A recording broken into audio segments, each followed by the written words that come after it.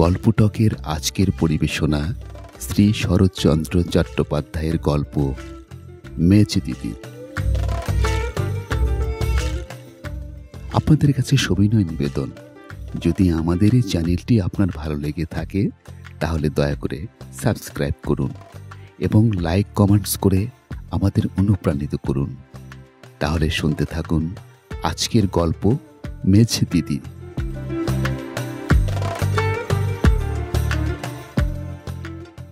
আজ শেষ পর্ব।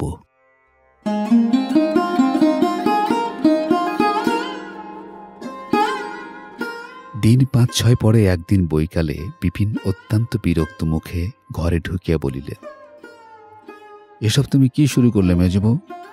কেষ্ট তোমার কে যে একটা পরের ছেলে নিয়ে দিন রাত আপনা আপনির মধ্যে লড়াই করে বেড়াচ্ছ। আজ দেখলাম দাদা পর্যন্ত ভারী রাগ করেছেন। অনতিপূর্বে নিজের ঘরে বসিয়া বড় বউ স্বামীকে উপলক্ষ ও মেজবউকে লক্ষ্য করিয়া চিৎকার শব্দে যে সকল অপভাষার তীর ছুঁড়ছিলেন তাহার একটিও নিষ্ফল হয় নাই। সবকটি আসিয়াই হেমাঙ্গিনীকে বিঁধিয়াছিল এবং প্রত্যেকটি মুখে করিয়া যে পরিমাণ বিষ বহিয়া আনিয়াছিল তাহার সহিত জ্বালাটাও কম জ্বলিতেছিল না। কিন্তু মাঝখানে ভাসুর বিদ্যমান থাকায় হেমাঙ্গিনী সহ্য করা ব্যতীত প্রতিকারের পথ পাইতেছিল না। আগেকার দিনে যেমন যবনেরা গরু সম্মুখে রাখিয়া রাজপুত সেনার উপর বাণ বর্ষণ করিত, যুদ্ধ জয় করিত, বড় বউ মেজবউকে আজকাল প্রায়ই তেমনি জব্দ করিতেছিলেন। স্বামীর কথা হেমাঙ্গিনী দপ করিয়া জ্বলিয়া উঠিল, কহিল, বলো কি, তিনি পর্যন্ত রাগ করেছেন? এত বড় আশ্চর্যের কথা শুনলে হঠাৎ বিশ্বাস হয় না যে এখন কি করলে রাগ থামবে বলো? বিপিন মনে মনে রাগ করিলেন, কিন্তু বাহিরে প্রকাশ করা তাহার স্বভাব নাই। তাই মনের ভাব গোপন করিয়া সহজভাবে বলিলেন, হাজার হলেও গুরুজনের সম্বন্ধে কি? কথাটা শেষ হইবার পূর্বেই হেমাঙ্গিনী কহিল, সব জানি, ছেলে মানুষটি নই যে গুরুজনের মান মর্যাদা বুঝি নাই, কিন্তু ছোঁড়াটাকে ভালোবাসি বলেই যেন ওরা আমাকে দেখিয়ে দেখিয়ে ওকে দিবারাত্রি বিঁধতে থাকেন। তাহার কণ্ঠস্বর কিছু নরম শুনাইল, কারণ হঠাৎ ভাসুরের সম্বন্ধে শ্লেষ করিয়া ফেলিয়া সে নিজেই মনে মনে অপ্রতিভ হইয়াছিল। কিন্তু তাহারও গায়ের জ্বালাটা নাকি বড় জ্বলিতেছিল, তাই রাগ সামলাইতে পারে নাই। বিপিন গোপনে ও পক্ষ ছিলেন, কারণ এই একটা পরের ছেলে লইয়া নিরর্থক দাদাদের সঙ্গে ঝগড়াঝাঁটি তিনি মনে মনে পছন্দ করিতেন না। স্ত্রীর এই লজ্জাটুকু লক্ষ্য করিয়া জৌপাইয়া জোর দিয়া বলিলেন, মেধাবিধি কিছু নয়, তাদের নিজেদের ছেলে শাসন করছেন, কাজ শেখাচ্ছেন, তাতে তোমাকে বিধলে চলবে কেন? তাছাড়া যাই করুন তারাই গুরুজন যে। হেমাঙ্গিনী স্বামীর মুখের পানে চাহিয়া প্রথমটা কিছু বিস্মিত হইল, কারণ এই 15-16 বছরের ঘরকন্যার স্বামীর এত বড় ভাতৃভক্তি সে ইতিপূর্বে দেখে নাই। কিন্তু পর মুহূর্তে তাহার সর্বাঙ্গ ক্রোধে জ্বলিয়া উঠিল।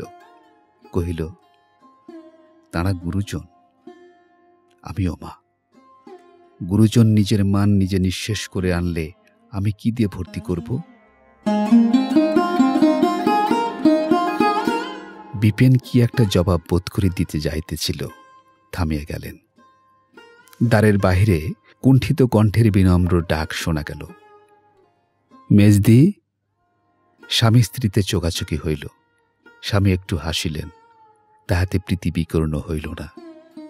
স্ত্রী অধরে ওষ্ঠ চাপিয়া কবাটের কাছে সরিয়ে আসিয়া নিঃশব্দে কেষ্টর মুখের পানে চাহিতেই সে আহ্লাদে গুলিয়া গিয়া প্রথমেই যা মুখে আসিল কহিল, কেমন আছো মেজদি?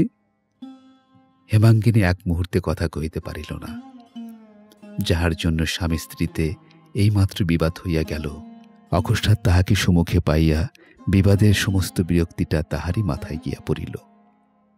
হেমাঙ্গিনী অনুচ্চ কণ্ঠস্বরে কহিলেন, এখানে কি? কেন তুই রোজ রোজ আসিস বলতো? কেষ্টর বুকের ভেতরটা ধক করিয়া উঠিল। এই কঠোর কণ্ঠর স্বরটা সত্যি এত কঠোর শুনাইল যে হেতু ইহার যাই হোক, বস্তুটা যে সস্নেহ পরিহাস নয় বুঝিয়া লইতে এই দুর্ভাগা বালকটারও বিলম্ব হইল না। ভয়ে বিস্ময়ে লজ্জায় মুখখানা তাহার কালিমাখা হইয়া গেল।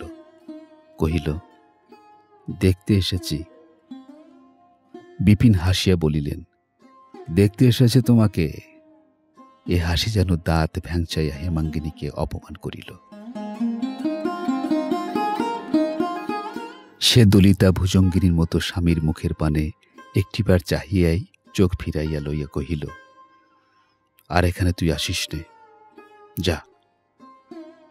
আচ্ছা বলিয়া কেষ্ট তাহার মুখের কালি হাসি দিয়া ঢাকিতে গিয়া সমস্ত মুখ আরো কালো আরো বিশ্রী বিকৃত করিয়া আদমুখে চলিয়া গেল। সেই বিকৃতির কালো ছায়া হেমাঙ্গিনী নিজের মুখের উপর লইয়া স্বামীর পানে আর একবার চাহিয়া দ্রুতপদে ঘর ছাড়িয়া বাহির হইয়া গেল।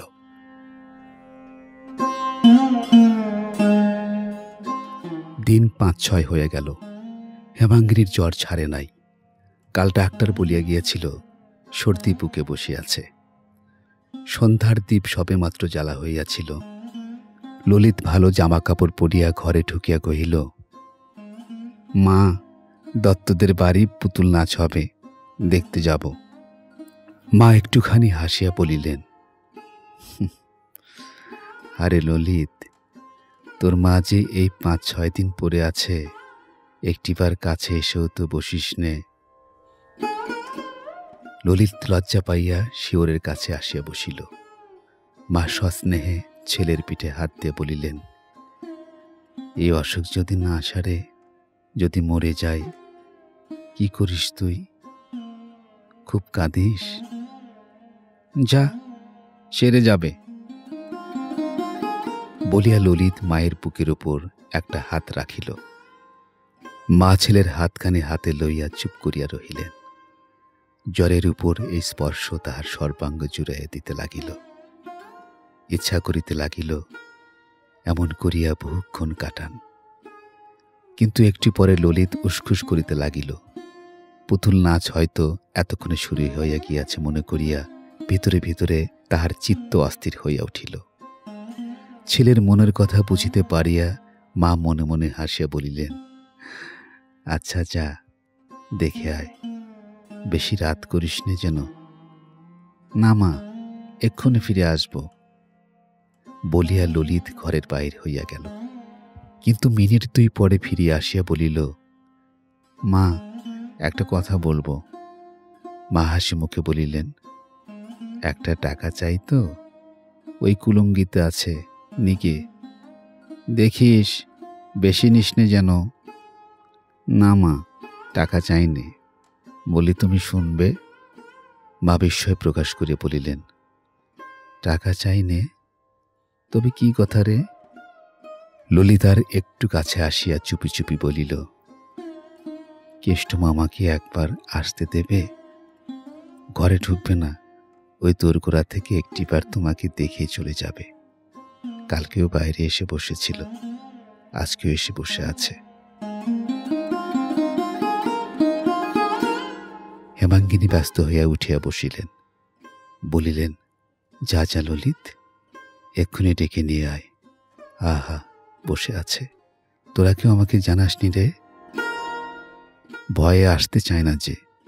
বলিয়া ললিত চলিয়া গেল।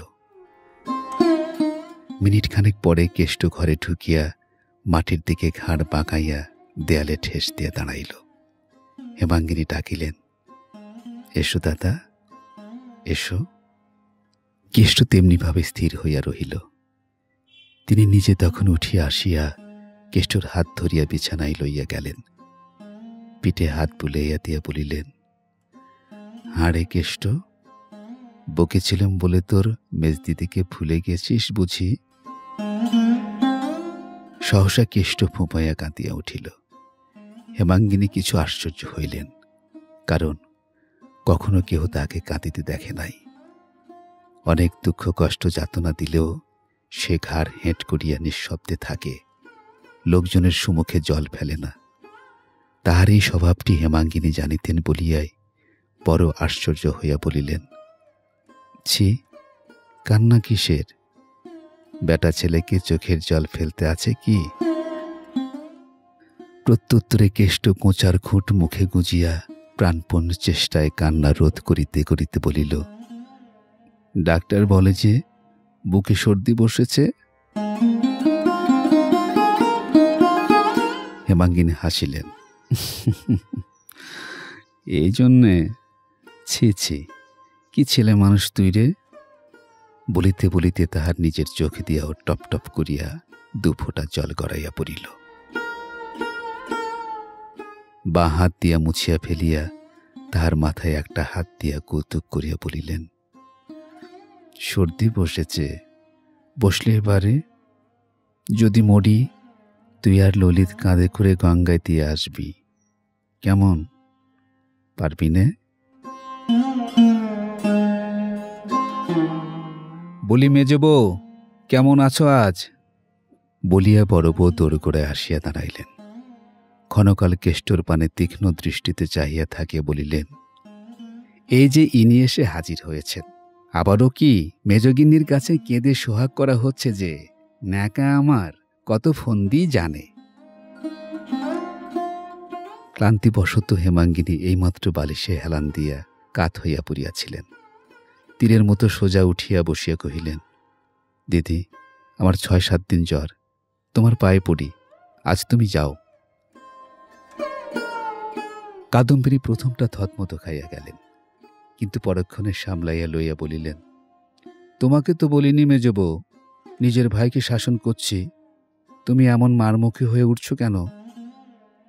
হেমাঙ্গিনী বলিল, শাসন তো রাত্রি দিনই চলছে, বাড়ি গিয়ে করো, এখানে আমার সামনে করবার দরকার নেই, করতেও দেব না। কেন, তুমি কি বাড়ি থেকে তাড়িয়ে দেবে নাকি? হেমাঙ্গিনী হাত জোর করিয়া বলিল, আমার বড় অসুখ দিদি, তোমার দুটি পায়ে পড়ি, হয় চুপ করো নয় যাও। কাদম্বিনী বলিলেন, নিজের ভাইকে শাসন করতে পাবো না। হেমাঙ্গিনী জবাব দিল, বাড়ি গিয়ে করো গে, সে আজ ভালো করেই হবে, তোমার নামে লাগান ভাঙান আজ বার করব। বজ্জাত মিথ্যুক কোথাকার, বললুম গরুর দড়ি নেই কেষ্ট, 2 আঁটি পাট কেটে দে। না দিদি, তোমার পায়ে পড়ি, পুতুল নাচ দেখে আসি। এই বুঝি পুতুল নাচ হচ্ছে রে? বলিয়া কাদম্বিনী গুম গুম করিয়া পা ফেলিয়া চলিয়া গেলেন। হেমাঙ্গিনী কতক্ষণ কাঠের মতো বসিয়া থাকিয়া শুইয়া পড়িয়া বলিল, কেন তুই পুতুল নাচ দেখতে গেলি নিকেষ্ট? গেলে তো আর এইসব হতো না। আসতে যখন তোকে ওরা দেয় না ভাই, তখন আর আসিস না আমার কাছে। কেষ্ট আর কথাটি না কহিয়া আস্তে আস্তে চলিয়া গেল। কিন্তু তৎক্ষণাৎ ফিরিয়া আসিয়া বলিল, আমাদের গাঁয়ের বিশালাক্ষী ঠাকুর বড় জাগ্রত মেজদি, পুজো দিলে অসুখ সেরে যায়, দাও না মেজদি। এই মাত্র নিরর্থক ঝগড়া হইয়া যাওয়ায় হেমাঙ্গিনীর মনটা ভারী বিগড়াইয়া গিয়াছিল। ঝগড়াঝাঁটি তো হয়, সেজন্যও নয়। এমন একটা রসালার ছুতা পাইয়া এই হতভাগার দুর্দশা যে কিরূপ হইবে, আসলে সেই কথাটা মনে মনে তোলপাড় করিয়া তার বুকের ভেতরটা ক্ষোভে ও নিরুপায় আক্রোশে জ্বলিয়া উঠিয়াছিল। কেষ্ট ফিরিয়া আসিতেই হেমাঙ্গিনী উঠিয়া বসিল এবং কাছে বসাইয়া গায়ে হাত বুলাইয়া দিয়া কাঁদিয়া ফেলিল। চোখ মুছিয়া বলিল, আমি ভালো হয়ে তোকে লুকিয়ে পুজো দিতে পাঠিয়ে দেব, পারবে একলা যেতে?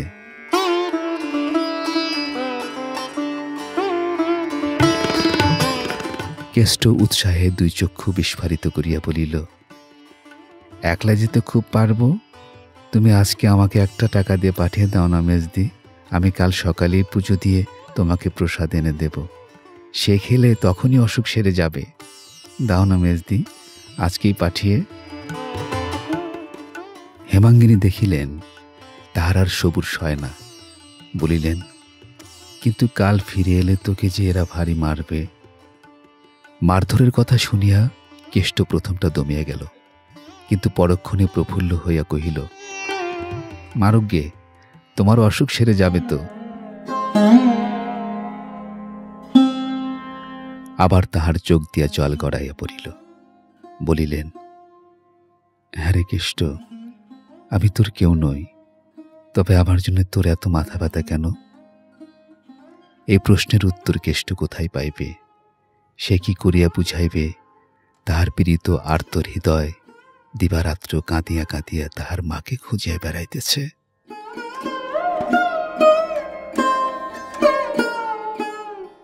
একটুখানি মুখ পানে চাহিয়া থাকিয়া বলিল, তোমার অসুখ যে সারছে না মেজদি, বুকে সর্দি বসেছে যে।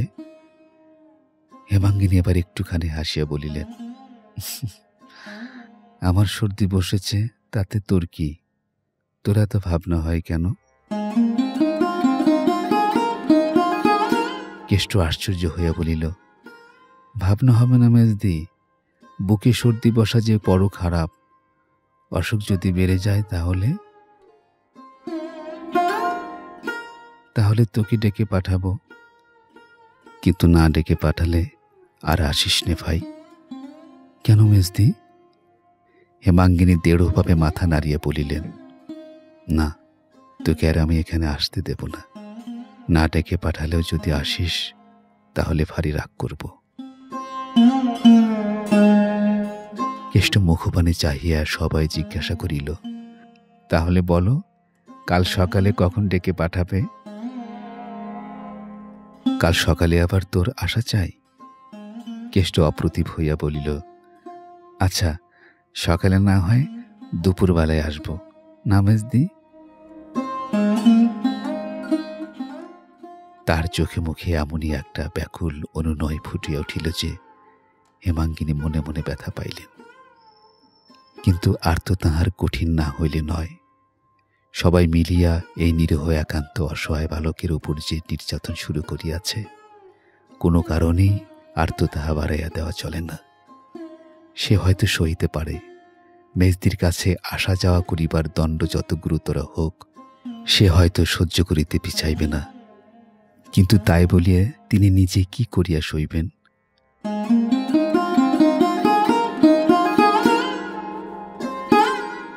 হেমাঙ্গিনীর চোখ ফাটিয়া জল আসিতে লাগিল।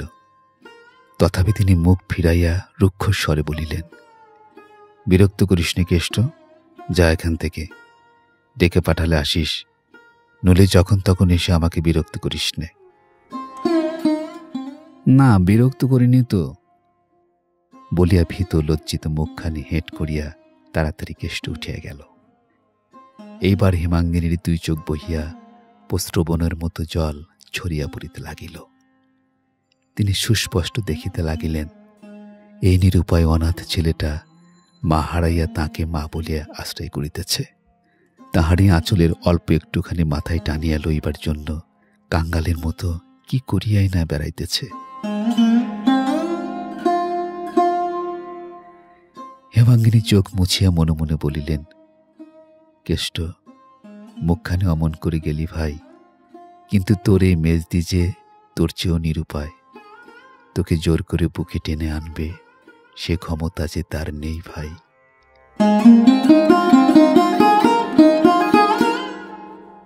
উমা আসিয়া কহিল, মা, কাল কেষ্ট মামা তাগাদায় না গিয়ে তোমার কাছে এসে বসেছিল বলে জ্যাঠা মহাশয় এমন মার মারলেন যে নাক দি। হেমাঙ্গিনী ধমকায় উঠিলেন, আচ্ছা হয়েছে হয়েছে, যা তুই এখান থেকে। অকস্মাৎ ধমকানি খাইয়া উমা চমকায় উঠিল। আর কোনো কথা না কইয়া ধীরে ধীরে চলিয়া যাইতেছিল। মা ডাকিয়া বলিলেন, শোন রে, নাক দিয়ে কি খুব রক্ত পড়েছিল? উমা ফিরিয়া দাঁড়াইয়া কহিল, না, খুব নয়, একটুখানি। আচ্ছা তুই যা। উমা কবাটের কাছে আসিয়া বলিয়া উঠিল, মা, এই যে কেষ্ট মামা দাঁড়িয়ে রয়েছে। কেষ্ট শুনিতে পাইল। বোধ করি ইহাকে অভ্যর্থনা মনে করিয়া মুখ বাড়াইয়া সলজ্জ হাসি হাসিয়া কহিল, কেমন আছো মেজদি? ক্ষোভে দুঃখে অভিমানে হেমাঙ্গিনী ক্ষিপ্তবদ্ধ চিৎকার করিয়া উঠিলেন, কেন এসেছিস সেখানে? যা যা বলছিস শিগগিরই দূর হ বলছি। কেষ্ট মূঢ়ের মতো ফ্যাল ফ্যাল করিয়া চাহিয়া রহিল। হেমাঙ্গিনী অধিকতর তীক্ষ্ণ তীব্র কণ্ঠে বলিলেন, তবুও দাঁড়িয়ে রইলি হতভাগা, গেলি নে? কেষ্ট মুখ নামাইয়া শুধু যাচ্ছি বলিয়াই চলিয়া গেল।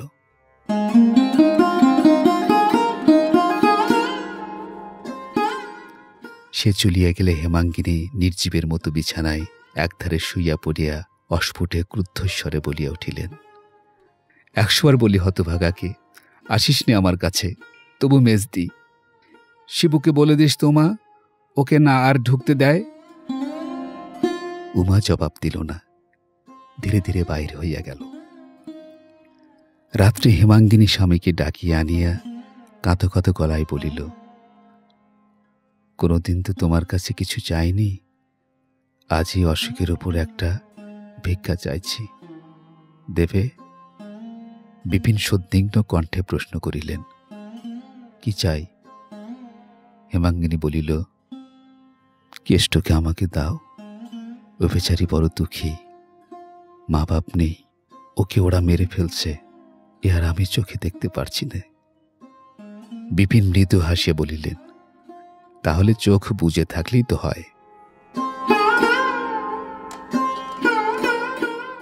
স্বামীর এই নিষ্ঠুর বিদ্রূপ হেমাঙ্গিনীকে শুল দিয়া বিঁধিল। অন্য কোনো অবস্থায় সে ইহা সহিতে পারিত না, কিন্তু আজ নাকি তাহার দুঃখে প্রাণ বাহির হইতেছিল। তাই সহ্য করিয়া লইয়া হাতজোর করিয়া বলিল, তোমার দিব্যি করে বলছি, ওকে আমি পেটের ছেলের মতো ভালোবেসেছি, দাও আমাকে, মানুষ করি, খাওয়াই পড়াই, তারপরে যা ইচ্ছে হয় তোমাদের তাই করো, বড় হলে আমি একটি কথাও কব না।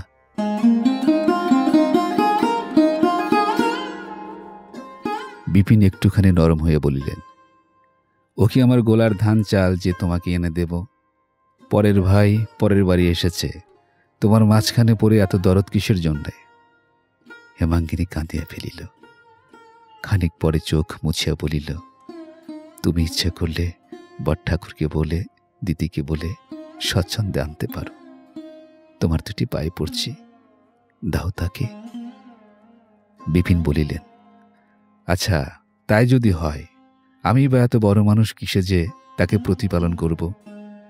হেমাঙ্গিনী বলিল, তুমি আগে আমার একটা তুচ্ছ কথাও ঠেলতে না, এখন কি অপরাধ করেছি যে যখন এমন করে জানাচ্ছি, বলছি, সত্যি আমার প্রাণ বার হয়ে যাচ্ছে, তবে ওই সামান্য কথাটা রাখতে চাইছ না? সে দুর্ভাগা বলে কি তোমরা সকলে মিলে তাকে মেরে ফেলবে? আমি তাকে আমার কাছে আসতে বলবো, দেখি ওরা কি করেন। বিপিন এবার রুষ্ট হইলেন, বলিলেন, আমি খাওয়াতে পারবো না। হেমাঙ্গিনী কহিল, আমি পারবো। আমি কি বাড়ির কেউ নই যে নিজের ছেলেকে খাওয়াতে পারবো না? আমি কালই তাকে আমার কাছে এনে রাখবো। দিদিরা জোর করেন তো আমি তাকে থানায় দারোগার কাছে পাঠিয়ে দেব।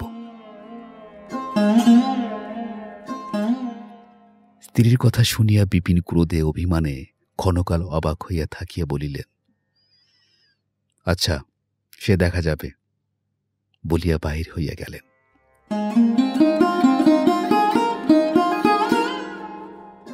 পরদিন প্রভাত হইতে বৃষ্টি পড়িতেছিল। হেমাঙ্গিনী জানালাটা খুলিয়া দিয়া আকাশের পানে চাহিয়াছিলেন। সহসা পাঁচু গোপালের উচ্চ কণ্ঠস্বর কানে গেল। সে চেঁচাইয়া বলতেছিল, মা, তোমার গুণধর ভাই জলে ভিজতে ভিজতে এসে হাজির হয়েছে। খ্যাংরা কোথায় রে? যাচ্ছি আমি, বলিয়া কাদম্বিনী হুঙ্কার দিয়া ঘর হইতে বাহির হইয়া মাথায় গামছাই দিয়া দ্রুতপদে সদর বাড়িতে ছুটিয়া গেলেন। হেমাঙ্গিনীর বুকটা যেন কাঁপিয়া উঠিল। ললিতকে ডাকিয়া বলিলেন, যা তো বাবা, ও বাড়ির সদরে দেখ তো তোর কেষ্ট মামা কোথা থেকে এলো। ললিত ছুটিয়া চলিয়া গেল এবং খানিক পরে ফিরিয়া আসিয়া কহিল, পাঁচুদা তাকে নারগোপাল করে মাথায় দুটো থান ইট দিয়ে বসিয়ে রেখেছে। হেমাঙ্গিনী শুষ্ক মুখে জিজ্ঞাসা করিলেন, কি করেছিল সে? ললিত বলিল, কাল দুপুরবেলা তাকে তাগাদা করতে পাঠিয়েছিল গোয়ালাদের কাছে। 3 টাকা আদায় করে নিয়ে পালিয়েছিল। সব খরচ করে এই আসছে। হেমাঙ্গিনী বিশ্বাস করিলেন না। বলিলেন, কে বললে সে টাকা আদায় করেছিল? লক্ষণ গয়লা নিজে এসে বলে গেছে, বলিয়া ললিত পড়িতে চলিয়া গেল। ঘণ্টা 2-3 আর কোনো গোলযোগ শোনা গেল না। বেলা 10টার সময় রাধুনী খান কতেক রুটি দিয়ে গিয়াছিল। হেমাঙ্গিনী বসিবার উদ্যোগ করিতেছিলেন। এমন সময় তাহারই ঘরের বাহিরে কুরুক্ষেত্র বাঁধিয়া গেল। বড় গিন্নির পশ্চাতে পাঁচু গোপাল কেষ্টর কান ধরিয়া হির করিয়া টানিয়া আনিতেছে। সঙ্গে বড়কর্তাও আছে। মেজকর্তাকেও আনিবার জন্য দোকানের লোক পাঠানো হইয়াছে। হেমাঙ্গিনী শস্যব্যস্তে মাথায় কাপড় দিয়া ঘরের এক পার্শ্বে সরিয়া দাঁড়াইতেই বড়কর্তা তীব্র কটুকণ্ঠ শুরু করিয়া দিলেন, তোমার জন্যে আর তো আমরা বাড়িতে টিকতে পারিনি মেজবউ। বিপিনকে বলো আমাদের বাড়ির দামটা ফেলে দিক, আমরা আর কোথাও উঠে যাই। হেমাঙ্গিনী বিস্ময়ে হতবুদ্ধি হইয়া নিঃশব্দে দাঁড়াইয়া রহিলেন। তখন বড়গিন্নি যুদ্ধ পরিচালনার ভার স্বহস্তে গ্রহণ করিয়া দ্বারের ঠিক সুমুখে সরিয়া আসিয়া হাত মুখ নাড়িয়া বলিলেন, মেজবউ, আমি বড় যা, তা আমাকেও কুকুর শিয়াল মনে করো তা ভালোই করো, কিন্তু 1000 দিন বলেছি, মিছে লোক দেখান আহ্লাদ দিয়ে আমার ভাইয়ের মাথাটি খেও না। কেমন এখন ঘটল তো? ওগো, 2 দিন সোহাগ করা সহজ, কিন্তু চিরকালের ভারটি তো তুমি নেবে না, সে তো আমাকেই সইতে হবে। ইহা যে কুটুক্তি এবং আক্রমণ তাহাই শুধু হেমাঙ্গিনী বুঝিল, আর কিছু নয়। মৃদু কণ্ঠে জিজ্ঞাসা করিলেন, কি হয়েছে? কাদম্বিনী আরো বেশি হাত মুখ নাড়িয়া কহিলেন, বেশ হয়েছে, খুব চমৎকার হয়েছে। তোমার শেখানোর গুণে আদায়ী টাকা চুরি করতে শিখেছে। আরো 2 দিন কাছে ডেকে আরো 2টো সলা পরামর্শ দাও, তাহলে সিন্দুক ভাঙতে শীত কাটতেও শিখবে। একে হেমাঙ্গিনী পীড়িত, তাহার উপর এই কদর্য বিদ্রূপ ও মিথ্যা অভিযোগ। আজ সে জ্ঞান হারাইল। ইতিপূর্বে কখনো কোনো কারণে ভাসুরের সম্মুখে কথা কহে নাই, কিন্তু আজ আর থাকিতে পারিল না। মৃদু কণ্ঠে কহিল, আমি কি তাকে চুরি ডাকাতি করতে শিখিয়ে দিয়েছি দিদি? কাদম্বিনী স্বাচ্ছন্দ্য বলিলেন, কেমন করে জানবো কি তুমি শিখিয়ে দিয়েছ না দিয়েছ? এ স্বভাব তো আর আগে ছিল না, এখনই বা হলো কেন? এত লুকোচুরির কথাবার্তায় বা তোমাদের কি, আর এত আহ্লাদ দেওয়াই বা কি জন্যে? কতদিনের পুঞ্জভূত আবদ্ধ বিদ্বেষ রাশি যে এই একটু পথ পাইয়া বাহির হইয়া আসিল, তাহা যিনি সব দেখেন তিনি দেখিতে পাইলেন। মুহূর্তকালের জন্য হেমাঙ্গিনী হতজ্ঞানের মতো স্তম্ভিত হইয়া রহিল। এমন নিষ্ঠুর আঘাত, এত বড় নির্লজ্জ অপমান মানুষ মানুষকে যে করিতে পারে, ইহা যেন তাহার মাথায় প্রবেশ করিল না। কিন্তু ওই মুহূর্তকালের জন্য। পরক্ষণই সেই মর্মান্তিক আহত সিংহীর মতো 2 চোখে আগুন জ্বালিয়ে বাহির হইয়া আসিল। ভাসুরকে সুমুখ দেখিয়া মাথায় কাপড় আরো একটু টানিয়া দিল, কিন্তু রাগ সামলাইতে পারিল না। বড়জাকে সম্বোধন করিয়া মৃদু অথচ কঠোর স্বরে বলিল, তুমি এত বড় চামার যে তোমার সঙ্গে কথা কইতেও আমার ঘৃণাবোধ হয়। তুমি এত বড় বেহায়া মানুষ যে ওই সোনাটাকে ভাই বলেও পরিচয় দিচ্ছ। মানুষ জানোয়ার পুষলে তাকেও পেট পুড়ে খেতে দেয়, কিন্তু এই হতভাগাটাকে দিয়ে যত রকমের ছোট কাজ করিয়ে নিয়েও তোমরা আজ পর্যন্ত একদিন পেট ভরে খেতেও দাও না। আমি না থাকলে এতদিনে ও না খেতে পেয়ে মরে যেত। ও পেটের জ্বালায় শুধু ছুটে আসে আমার কাছে, সোহাগ আহ্লাদ করতে আসে না। বড়জা বলিলেন, আমরা খেতে দেইনি, শুধু খাটিয়ে নেই, আর তুমি ওকে খেতে দিয়ে বাঁচিয়ে রেখেছ? হেমাঙ্গিনী জবাব দিল, ঠিক তাই। আজ পর্যন্ত কখনো ওকে 2 বেলা তোমরা খেতে দাওনি, কেবল মারধর করেছ, আর যত পেরেছ খাটিয়ে নিয়েছ। তোমার ভয়ে আমি 1000 দিন ওকে আসতে বারণ করেছি, কিন্তু খিদে বরদাস্ত করতে পারে না, আর আমার কাছে পেট পুরে দুটো খেতে পায় বলেই ছুটে ছুটে আসে, চুরি ডাকাতির পরামর্শ নিতে আসে না। কিন্তু তোমরা এত বড় হিংসুক যে তাও চোখে দেখতে পারো না। এবার ভাসুর জবাব দিল। কেষ্টকে সুমুখে টানিয়া আনিয়া তাহার কোঁচার খুঁট খুলিয়া একটা কলাপাতার ঠোঙ্গা বাহির করিয়া সক্রোধে বলিয়া উঠিলেন, হিংসুক আমরা? কেন যে ওরে ভালো চোখে দেখতে পারি নে, তুমি নিজেই চোখে দেখো। মেজ বউ, তোমার শেখানোর পথে ও আমার টাকা চুরি করে তোমার ভালোর জন্য কোনো একটা ঠাকুরের পুজো দিয়ে প্রসাদ এনেছে, এই নাও। বলিয়া তিনি গোটা 2 সন্দেশ ও ফুল বেলপাতা ঠোঙ্গার ভেতর হইতে বাহির করিয়া দেখাইলেন। কাদম্বিনী চোখ কপালে তুলিয়া বলিলেন, মা গো, কি মিটমিটে শয়তান, কি ধরিবাজ ছেলে। বেশ তো মেজ বউ, এখন তুমি বলো না কি মতলব ও চুরি করেছে? ও কি আমার ভালোর জন্যে? হেমাঙ্গিনী ক্রোধে জ্ঞান হারাইল। একে তাহার অসুস্থ শরীর, তাহাতে এই সমস্ত মিথ্যা অভিযোগ। সে দ্রুত পদে কেষ্ট সুমুখে আসিয়া তাহার 2 গালে সশব্দে চর কষাইয়া দিয়া কহিলেন, বদমাইশ চোর, আমি তোকে চুরি করতে শিখিয়ে দিয়েছি? কতদিন তোকে আমার বাড়িতে ঢুকতে বারণ করেছি, কতবার তোকে তাড়িয়ে দিয়েছি। আমার নিশ্চয়ই বোধ হচ্ছে তুই চুরির মতলবে যখন তখন এসে উঁকি মেরে দেখতিস। ইতিপূর্বেই বাড়ির সকলে আসিয়া উপস্থিত হইয়াছিল। শিবু কহিল, আমি নিজের চোখে দেখেছি মা, পরশু রাত্রিরে ও তোমার ঘরের সম্মুখে আঁধারে দাঁড়িয়েছিল, আমাকে দেখে ছুটে পালিয়ে গেল। আমি এসে না পড়লে নিশ্চয়ই তোমার ঘরে ঢুকে চুরি করত।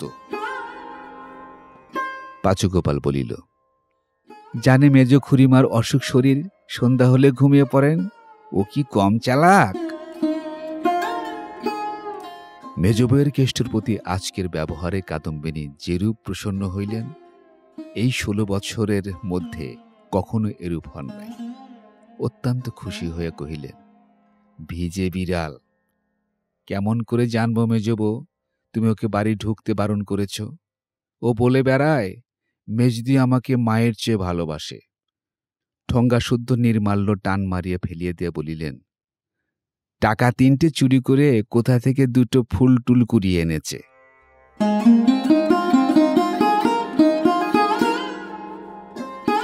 বাড়ি লইয়া গিয়া বড় কর্তা চোরের শাস্তি শুরু করিলেন। সে কি নির্দয় প্রহার! কেষ্ট কথাও কহে না, কাঁদেও না। এদিকে মারিলে ওদিকে মুখ ফিরায়, ওদিকে মারিলে এদিকে মুখ ফিরায়। ভাবি গাড়ি শুদ্ধ গরু কাদায় পড়িলে যেমন করিয়া মার খায়, তেমনি করিয়া কেষ্ট নিঃশব্দে মার খাইল।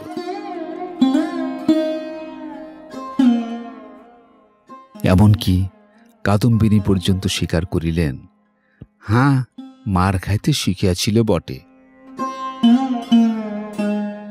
কিন্তু ভগবান জানেন এখানে আসার পূর্বে নিরীহ স্বভাবের গুণে কখন কেহ তাহার গায়ে হাত তুলে নাই।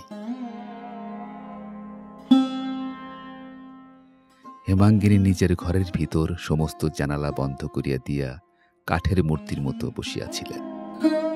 উমা মার দেখিতে গিয়াছিল, ফিরিয়া আসিয়া বলিল, জ্যাঠাইমা বললেন কেষ্টমামা বড় হলে ডাকাত হবে, ওদের গায়ে কিন্তু ঠাকুর আছে। উমা! মায়ের অশ্রুবিকৃত ভগ্ন কণ্ঠস্বরে উমা চমকায় উঠিল। কাছে আসিয়া ভয়ে ভয়ে জিজ্ঞাসা করিল, কেন মা? আরে, এখনই কি তাকে সবাই মিলে মারছে? বলিয়াই তিনি মেঝের উপর উপুর হইয়া পড়িয়া কাঁদিয়া উঠিলেন। মায়ের কান্না দেখিয়া উমাও কাঁদিয়া ফেলিল। তারপর কাছে আসিয়া নিজের আঁচল দিয়া জননীর চোখ মুছাইয়া দিতে দিতে বলিল, পেছনের মা কেষ্ট মামাকে বাইরে টেনে নিয়ে গেছে। হেমাঙ্গিনী আর কথা কহিলেন না, সেইখানে তেমনি করিয়া পড়িয়া রহিলেন। বেলা 2-3টার সময় সহসা কম্প দিয়া ভয়ানক জ্বর আসিল। আজ অনেক দিনের পর পথ্য করিতে বসিয়াছিলেন। সে খাবার তখনও একধারে পড়িয়া শুকাইতে লাগিল। সন্ধ্যার পর বিপিন ও বাড়িতে বৌঠানের মুখে সমস্ত ব্যাপার অবগত হইয়া ক্রোধ ভরে স্ত্রীর ঘরে ঢুকিতেছিলেন। উমা কাছে আসে ফিসফিস করিয়া বলিল, মা জ্বরে অজ্ঞান হয়ে আছেন। বিপিন চমকায় উঠিলেন। সে কি রে, আজ ৩-৪ দিন জ্বর ছিল না তো? বিপিন মনে মনে স্ত্রীকে অতিশয় ভালোবাসিতেন। কত যে ভালোবাসিতেন তাহা ৪-৫ বছর পূর্বে দাদাদের সহিত পৃথক হইবার সময় জানা গিয়েছিল। ব্যাকুল হইয়া ঘরে ঢুকিয়া দেখিলেন তখনও তিনি মাটির উপর পড়িয়া আছেন। ব্যস্ত হইয়া শয্যায় তুলিবার জন্য পায়ে হাত দিতে হেমাঙ্গিনী চোখ মেলিয়া এক মুহূর্তে স্বামীর মুখের পানে চাহিয়া থাকিয়া অকস্মাৎ ২ পা জড়ায় ধরিয়া কাঁদিয়া উঠিলেন।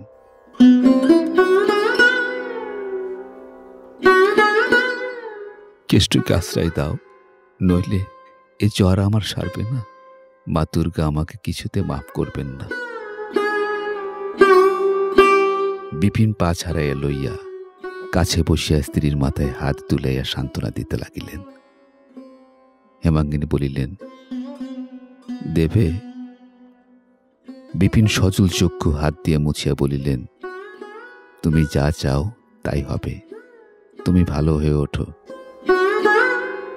হেমাঙ্গিনী আর কিছু বলিলেন না, বিছানায় উঠিয়া শুইয়া পড়িলেন। জ্বর রাত্রি ছাড়িয়া গেল। পরদিন সকালে উঠিয়া বিপিন ইহা লক্ষ্য করিয়া পরম আহ্লাদিত হইলেন। হাত মুখ ধুইয়া কিছু জলযোগ করিয়া দোকানে বাহির হইতেছিলেন। হেমাঙ্গিনী আসিয়া বলিলেন, মার খেয়ে কেষ্টর ভারী জ্বর হয়েছে, তাকে আমি আমার কাছে নিয়ে আসছি। বিপিন মনে মনে অত্যন্ত বিরক্ত হইয়া বলিলেন, তাকে বাড়িতে আনবার দরকার কি? যেখানে আছে সেখানে থাক না। হেমাঙ্গিনী ক্ষণকাল স্তম্ভিত হইয়া থাকে বলিলেন, কাল রাত্রে যে তুমি কথা দিলে তাকে আশ্রয় দেবে? বিপিন অবজ্ঞা ভরে মাথা তুলিয়া নাড়িলেন। হ্যাঁ, সে কে যে, তাকে ঘরে এনে পুষতে হবে, তুমিও যেমন। কাল রাত্রে স্ত্রীকে অত্যন্ত অসুস্থ দেখিয়া যাহা স্বীকার করিয়াছিলেন, আজ সকালে তাহাকে সুস্থ দেখিয়া তাহাই তুচ্ছ করিয়া দিলেন। ছাতাটা বগলে চাপিয়ে উঠিয়া দাঁড়াইয়া বলিলেন, পাগলামি করো না, দাদারা ভারী চটে যাবে। হেমাঙ্গিনী শান্ত দৃঢ় কণ্ঠে কহিলেন, দাদারা চটে গিয়ে কি তাকে খুন করে ফেলতে পারেন? না আমি নিয়ে এলে সংসারে কেউ তাকে আটকে রাখতে পারে? আমার 2টি সন্তান ছিল, কাল থেকে 3টি হয়েছে। আমি কেষ্টর মা। আচ্ছা, সে তখন দেখা যাবে বলিয়া বিপিন চলিয়া যাইতেছিল। হেমাঙ্গিনী সুমুখে আসিয়া দাঁড়াইয়া বলিলেন, এ বাড়িতে তাকে আনতে দেবে না? সরো সরো, কি পাগলামি করো বলিয়া বিপিন চোখ রাঙাইয়া চলিয়া গেলেন। হেমাঙ্গিনী ডাকিলেন, শিবু, একটা গরুর গাড়ি ডেকে আন, আমি বাপের বাড়ি যাব।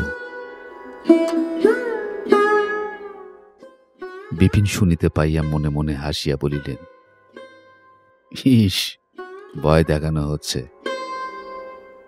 তারপর দোকানে চলিয়া গেলেন। কেষ্ট চণ্ডী মণ্ডপের একধারে ছেঁড়া মাদুরের উপর জ্বরে, গায়ে ব্যথায় এবং বোধ করি বুকের ব্যথায় আচ্ছন্নর মতো পড়িয়াছিল। হেমাঙ্গিনী ডাকিলেন, কেষ্ট।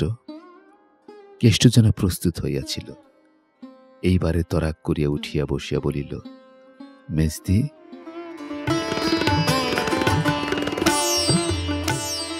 পরক্ষণের সজ্জল হাসিতে তাহার সমস্ত মুখ ভরিয়া গেল, যেন তাহার কোনো অসুখ বিসুখ নাই। এইভাবে মহা উৎসাহে উঠিয়া দাঁড়াইয়া কোঁচা দিয়া ছেঁড়া মাদুর ঝাড়িতে ঝাড়িতে বলিল, বসো। হেমাঙ্গিনী তাহার হাত ধরিয়া বুকের কাছে টানিয়া আনিয়া বলিলেন, আর তো বসব না দাদা, আয় আমার সঙ্গে। আমাকে বাপের বাড়ি আজ তোকে পৌঁছে দিতে হবে যে, চলো। বলিয়া কেষ্ট তাহার ভাঙা ছড়িটা বগুলে চাপিয়া লইল এবং ছেঁড়া গামছাখানা কাঁধে ফেলিল।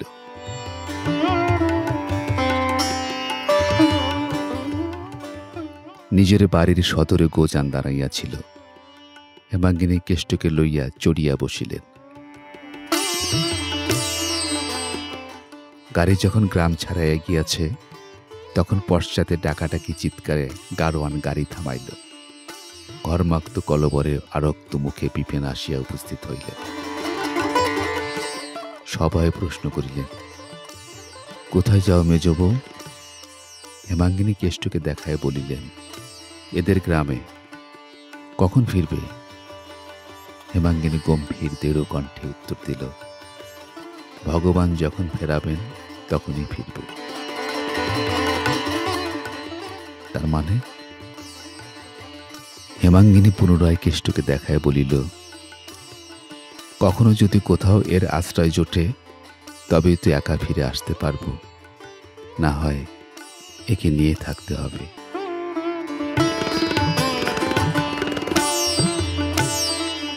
বিপিনের মনে পড়িল সেদিনও স্ত্রীর এমনি মুখের ভাব দেখিয়াছিলেন এবং এমনি কণ্ঠস্বরে শুনিয়াছিলেন। যেদিন মতি কামারের নিঃসহায় ভাগিনীর বাগানখানি বাঁচাইবার জন্য তিনি একাকী সমস্ত লোকের বিরুদ্ধে দাঁড়াইয়াছিলেন। মনে পড়িল এ মেজে বসে নয়, যাকে চোখ রাঙায় টলান যায়। বিপিন নম্র স্বরে বলিলেন, মাফ করো মেজব, বাড়ি চলো। হেমাঙ্গিনী হাত জোর করিয়া কহিলেন, আমাকে তুমি মাফ করো, কাজ না সেরে আমি কোনো মতে বাড়ি ফিরতে পারবো না।